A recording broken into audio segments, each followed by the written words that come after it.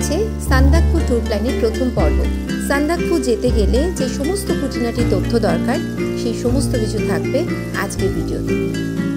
আজকে 2024-এর এপ্রিলের 12 তারিখ। আমি রয়েছি কিন্তু এখন দক্ষিণেশ্বর স্টেশনে। আবার একটা নতুন যাত্রা শুরু। এখান থেকে কাঞ্চনকন্যা ধরবো 13149 কাঞ্চনকন্যা এক্সপ্রেস। দক্ষিণেশ্বরের স্টেশনে আসবে এটা 9টায়। শিয়ালদা থেকে এটা কাঞ্চনকন্যা এক্সপ্রেস ছাড়বে 8:30, মানে 8:35-এ। তা এখন অপেক্ষা, শিলিগুড়ি যাচ্ছি। শিলিগুড়িতেই একমাত্র কাঞ্চনকন্যা যায়। তো কালকে এটা শিলিগুড়িতে পৌঁছবে। তখন যদি টাইম ঠিকঠাক থাকে তাহলে 8টায় পৌঁছবে। হয়তো ভোরের বেলা যে ট্রেনগুলো ঢোকে এনজেপি স্টেশন, সেই সমস্ত ট্রেনগুলো যদি সিলেক্ট করো তাহলে খুব ভালো হয়। খুব তাড়াতাড়ি তোমরা এনজেপি থেকে মানিভঞ্জন চলে যেতে পারবে। আবার ওখান থেকে কিন্তু আলাদা করে গাড়ি করতে হয় সিন্ডিকেট থেকে। তো সেই কারণে যতটা চেষ্টা করবে যে সান্দাকফু প্রোগ্রাম করার ইচ্ছা থাকলেই একদম ভোরবেলা যাতে এনজেপি পৌঁছে যাও, সেই সমস্ত ট্রেনগুলো ধরার। ট্রেন ঢুকে গেছে যথারীতি তার ঠিকঠাক টাইমে।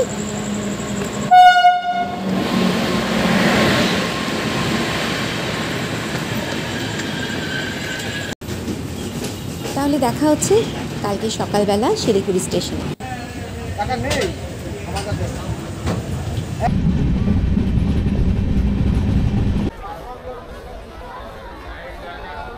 13149 কাঞ্চনকন্যা এক্সপ্রেস করে আমরা চলে এসেছি শিলিগুড়ি জাংশনে রয়েছি। এবার আমরা স্টেশনের বাইরে যাব, গিয়ে গাড়ি ধরবো। এখান থেকে কিন্তু মানিভঞ্জন যাচ্ছি সান্দাকফু। কালকে নববর্ষ। তোমাদের জন্য রইল অগ্রিম শুভেচ্ছা। শিলিগুড়ি স্টেশন থেকে বলছি, দারুণ একটা মুডে আছি, খুব সুন্দর সকাল। আজকে 13 এপ্রিল 2024।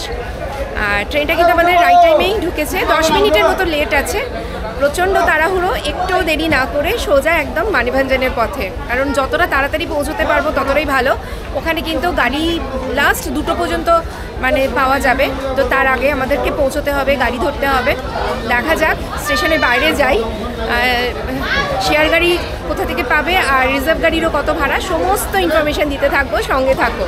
এইভাবে ফ্লাইওভার দিয়ে নিচে নেমে ডান দিক দিয়ে বেরোতে হবে স্টেশন থেকে বাইরে যাবার জন্য।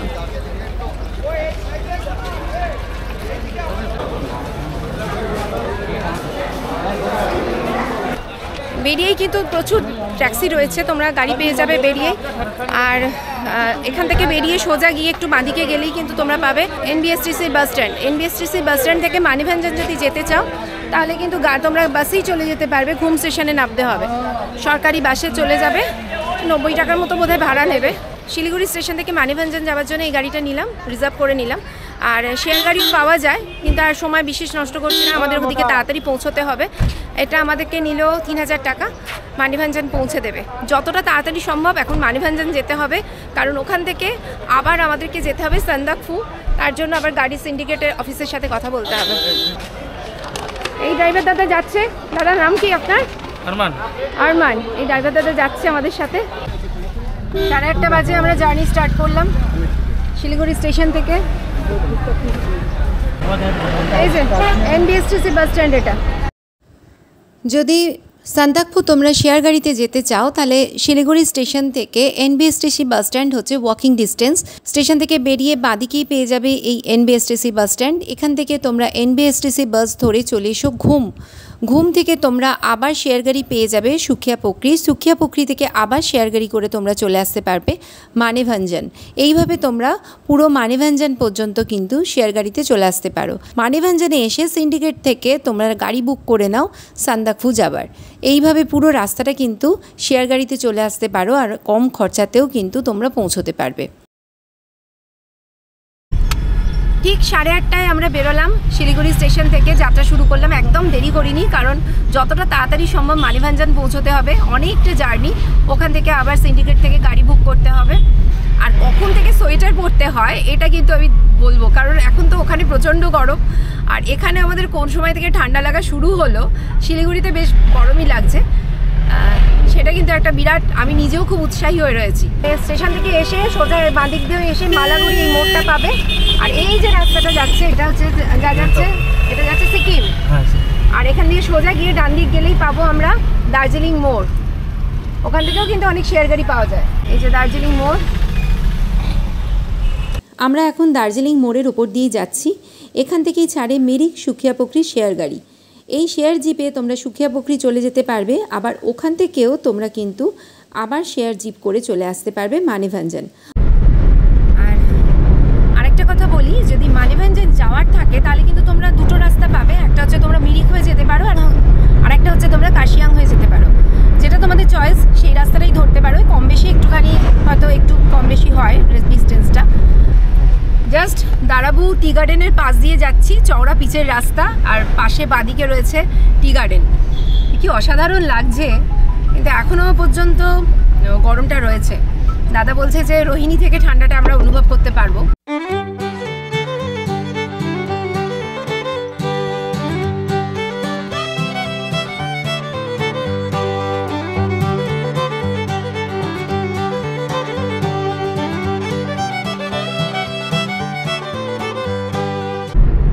আমরা শিমুলবাড়ি মোড় পেরিয়ে তারপরেই দুটো রাস্তা দুদিকে ভাগ হয়ে যাচ্ছে। ডান দিকের রাস্তাটা যাচ্ছে কার্শিয়াংয়ের দিক, আমরা কার্শিয়াং হয়ে যাচ্ছি, আর বাঁ দিকের রাস্তাটা যাচ্ছে মিরিকের দিক।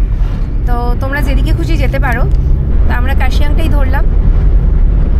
আর এখান থেকে কিন্তু ভিউটা শুরু হলো, মানে পাহাড়টা একদম সামনে থেকে দেখতে পাচ্ছি। তবে যে কোনো রাস্তাই ধরতে পারো, তবে মিরিকের রাস্তাটার টার্নিংটা কম। যাদের ধরো ভমিটিংয়ের টেন্ডেন্সি আছে, পাহাড়ে একটু অসুবিধা হয়, তারা মনে হয় মিরিকের রাস্তাটা ধরলে বেটার হবে। আর আমি তো কার্শিয়াং যাচ্ছি, কার্শিয়াংয়ের ওপর দিয়ে গেলে কতক্ষণে পৌঁছবো দেখা যাক।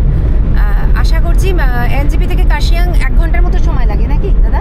শিলিগুড়ি থেকে এনজিপি থেকে 1.5 ঘন্টা, শিলিগুড়ি থেকে কার্শিয়াং 1 ঘন্টা সময় লাগে। আমাদের কতক্ষণ লাগে দেখা যাক।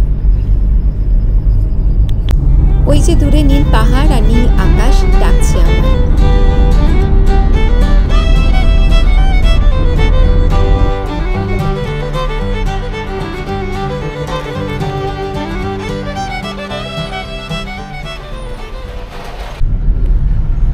রোহিণী টোলগেটে দাঁড়ালাম, 10 টাকা করে নিল টোল ট্যাক্স, তাই তো? টোল ট্যাক্স নিল 10 টাকা। আর একটু একটু ঠান্ডায় হালকা একটা শীত অনুভব করছি।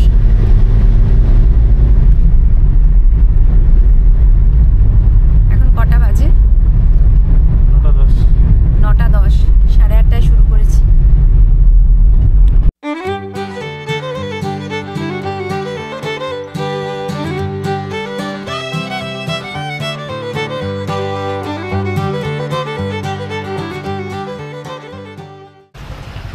আমরা এখন রোহিণীতে রয়েছি, পাহাড়ি একটা রেস্টুরেন্টে দাঁড়িয়েছি ছোট্ট। আর পাহাড়ি ঠান্ডা হাওয়া শুরু হয়ে গেছে, অসাধারণ লাগছে। এই ঠান্ডা হাওয়াটা গায়ে লাগছে। পাকদণ্ডী রাস্তা তো অলরেডি স্টার্ট, মাথা ঘুরিতেছে, বমি পাইতেছে, এই সমস্ত হচ্ছে। আমার তো একটুখানি প্রবলেম হয় পাহাড়ি রাস্তায়, তো সেগুলো স্টার্ট হয়েছে। এই ছোট্ট দোকানটায় কিছু খাই, অল্প স্বল্পই কিছু খাবো, কারণ শরীরটা ভালো লাগছে না। মোমো দিয়ে গেছে, 8 পিস মোমো 80 টাকা।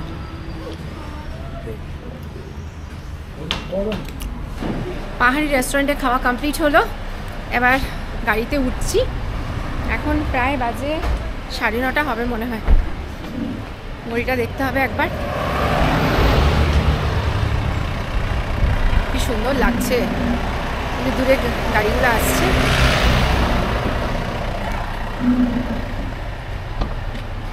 কটা বাজে দাদা? 10টা বাজে। আর কোথাও নয়, একদম সোজা এবার মানিভাঞ্জন পৌঁছতে হবে।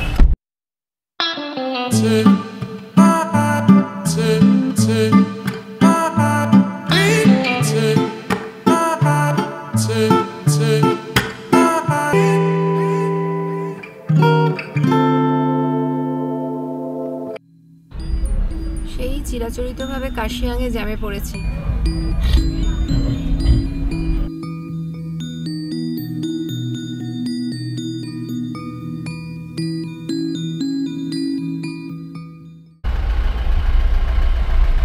প্রায় এই জ্যামে 8 ঘন্টার মতো আটকে রয়েছি কার্শিয়াংয়ের জ্যামটায়, কিন্তু টেনশনও বাড়ছে। কিন্তু মিরিকের রাস্তাটা যদি তোমরা ধরো, এই জ্যামটা অ্যাভয়েড করতে পারবে। আমার মনে হয় মানিভঞ্জন যাওয়ার থাকলে মেডিকেল রাস্তাটা ধরাটাই বেটার হবে। গাড়ি একটু একটু করে এবার এগোচ্ছে। কার্শিয়াংয়ের জ্যাম পেরিয়ে সোনারদার পাশ দিয়ে আমরা কিছুক্ষণের মধ্যেই চলে এলাম ঘুম স্টেশন। ঘুম স্টেশনের পাশ দিয়ে এগিয়ে চললাম মানিভঞ্জনের দিকে। 11:30 বাজে, আমরা জাস্ট ঘুম ক্রস করলাম। ডান দিকের রাস্তাটা চলে যাচ্ছে দার্জিলিংয়ের দিকে, আমরা বাঁদিকের নিচের দিকের রাস্তাটা ধরলাম, মানিভঞ্জনের রাস্তাটা। এখান থেকে দার্জিলিংয়ের দূরত্ব হচ্ছে 8 কিলোমিটার, আর এখান থেকে মানিভঞ্জন কতক্ষণ? 1.5 ঘন্টা লাগবে। 1.5 ঘন্টার মতো সময় লাগবে। আর এবার আমরা ঢুকে পড়েছি দার্জিলিংয়ের এক অফবিট গ্রাম লেপচা জগৎ। লেপচা জগৎ কিন্তু এখন বেশ জনপ্রিয়। চারিদিকে ছড়িয়ে ছিটিয়ে রয়েছে অসংখ্য হোমস্টে। এখান থেকে দারুণ সুন্দর কাঞ্চনজঙ্ঘা দেখতে পাওয়া যায়। লেপচা জগতের উপর আমার একটা আলাদা করে ভিডিও আছে, তার লিঙ্কটা ডেসক্রিপশন বক্সে দিয়ে রাখলাম। গরমের ছুটিতে একটা ছোট্ট ট্যুর হতেই পারে। এবার আমরা এসে গেছি সুখিয়া বাজার।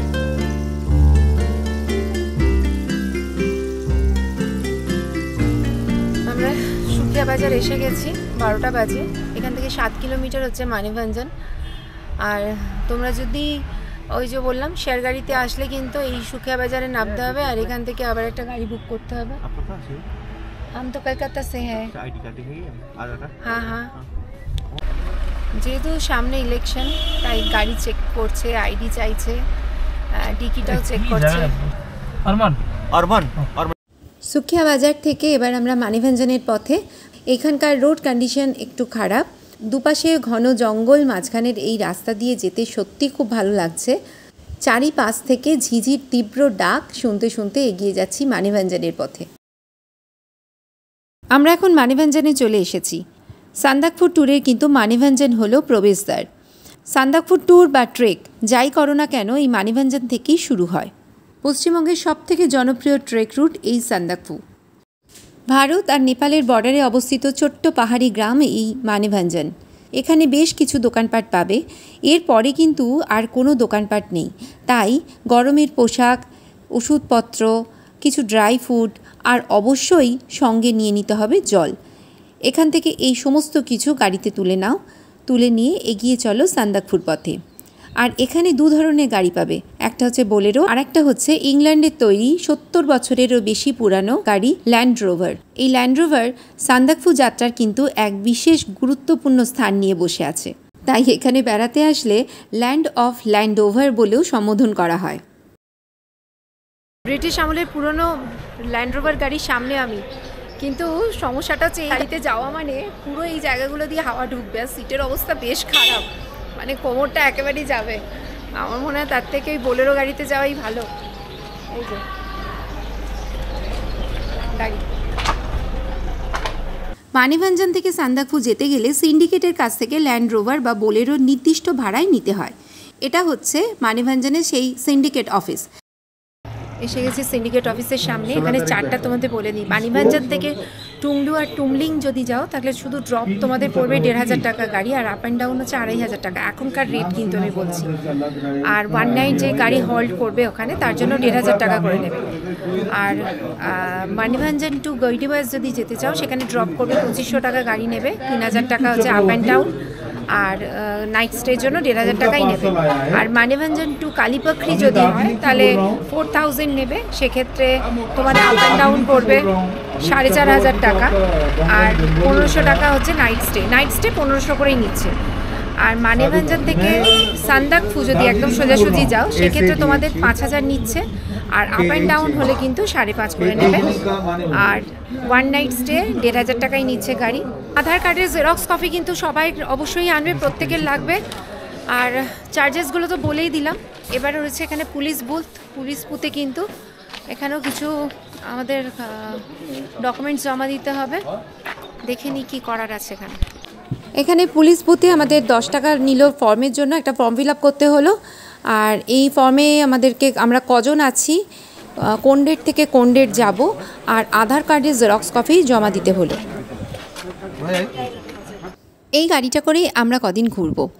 সামনে কিন্তু ফরেস্ট অফিস আছে, সেখানে আরও কিছু কাজ এখনও বাকি আছে। আপাতত মানিভঞ্জন থেকে যাত্রা শুরু করলাম। এইটাই হচ্ছে ফরেস্ট অফিস। এখানে সিঙ্গলিলা ন্যাশনাল পার্কে ঢোকার জন্য আমাদের পারমিট করাতে হবে। এবার আমরা সিঙ্গলিলা ন্যাশনাল পার্কে ঢুকবো, তার জন্য ফরেস্ট অফিসে এসেছি। এখানে কিন্তু গাড়ির জন্য 480 টাকা করে দিতে হচ্ছে, আর পার হেড প্রত্যেকের জন্য দিতে হচ্ছে 200 টাকা করে। ট্যুর প্ল্যানটা বলে দিই, আমরা 13 এপ্রিল আমরা আজকে যাচ্ছি টুমলিং, আজকে থাকবো। কালকে ওখান থেকে সান্দাকফু যাব, তারপরে ওখান থেকে আসবো কালাপোখরি। ওখান থেকে ফালুট করা যেত, মা রয়েছে সাথে, সেই জন্য আমি ঠিক রিস্ক নিলাম না। কালাপোখরিটা দেখার আমার খুব ইচ্ছে ছিল, কারণ এটা একটা পবিত্র পোখরি, এখানে সবাই এই পোখরিটাকে মানে। এত উঁচুতে কিন্তু এখানকার জল সবসময় কালো থাকে, সেই কারণে কালাপোখরিতে একটা দিন থাকবো, থেকে চলে আসবো। মানে 3-4 দিনের ছুটিতে এই সান্দাকফু দারুণ প্রোগ্রাম। উঠছি গাড়িতে। এবার আমরা এই রাস্তায় প্রথমে পাবো চিত্রে, ছোট্ট গ্রাম। 40 মিনিটের মতো লাগবে বললো এখান থেকে। এতক্ষণ কষ্ট করে এইবার যাত্রা শুরু হলো। মানিভাঞ্জান থেকে প্রথম গ্রাম পড়বে চিত্রে। চিত্রের দূরত্ব হচ্ছে মানিভাঞ্জান থেকে 3 কিলোমিটার। 8340 ফুট উচ্চতায় এই চিত্রের ছোট্ট গ্রামটা। অনেকে যারা মানিভাঞ্জানে থেকে যাও তারা কিন্তু মানিভাঞ্জানে না থেকে চিত্রেতে একটা দিন কাটিয়ে যেতে পারো। এখানে বেশ কিছু ছোট ছোট হোমস্টে আছে, আমি একটা হোমস্টের নাম্বার দিয়ে দিলাম, বাকিগুলো আমি আমার ডেসক্রিপশন বক্সে দিয়ে দিচ্ছি, চাইলে তোমরা ওখানে যোগাযোগ করে নিতে পারো।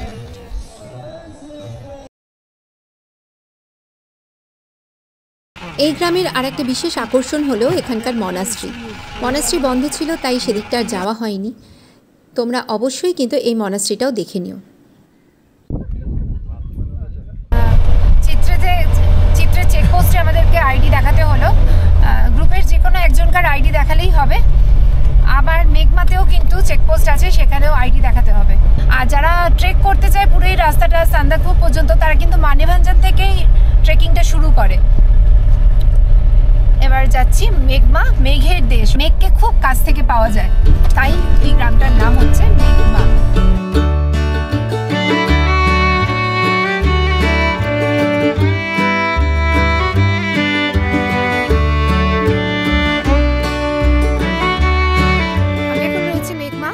চিত্রের পরে লামেদুরে একটা ছোট্ট গ্রাম পড়লো, ওখানে দাঁড়ালো না, বললো সেরকম কিছু দেখার নেই। আমার কাছে তো সব কিছুই দেখার। তারপরে রয়েছে এই মেঘমা, নেপাল লেখা রয়েছে এদিকটাতেই।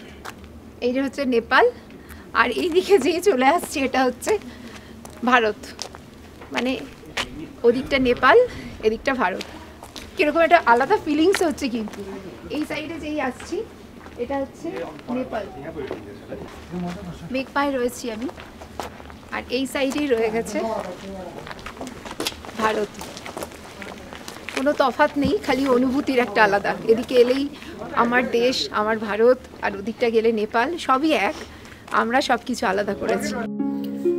মেঘমাতেও একটা খুব সুন্দর মনাস্ট্রিটা দেখলাম, দেখে আমরা আবার টুংলুর উদ্দেশ্যে রওনা দিলাম। এখানে এতটাই সাইলেন্স যে নিজে কথা বললেই সেটাও যেন কানে গিয়ে বাজছে। এর পরের ডেস্টিনেশন হচ্ছে টুংলু। মানিভাঞ্জান থেকে সান্দাকফু যাবার পুরো রাস্তাটাই কখনো আমরা নেপালের মধ্যে দিয়ে, কখনো আমরা ভারতের মধ্যে দিয়ে যাচ্ছি। নেপাল আর ভারতের বর্ডারের মধ্যে মানিভাঞ্জানে এসে একটা কথা বেশ মনে হলো। এখানকার প্রধান আকর্ষণ হলো এটা রিপ্রেজেন্ট করে নেপাল আর ভারতের একটা বন্ধুত্বপূর্ণ সম্পর্ককে।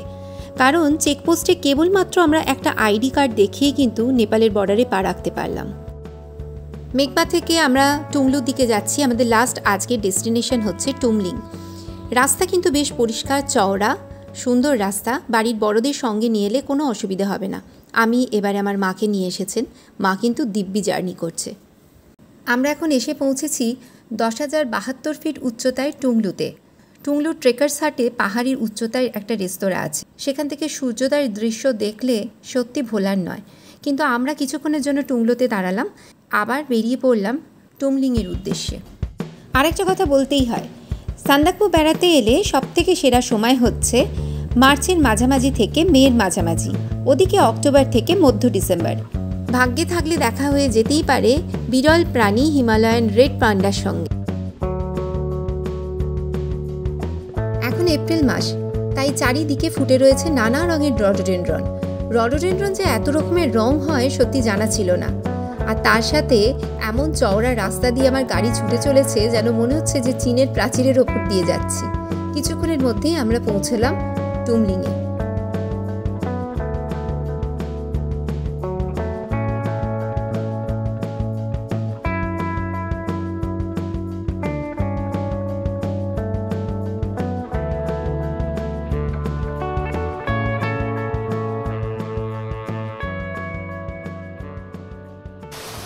এসে গেছি, লাঞ্চ করলাম, এবার রুমে।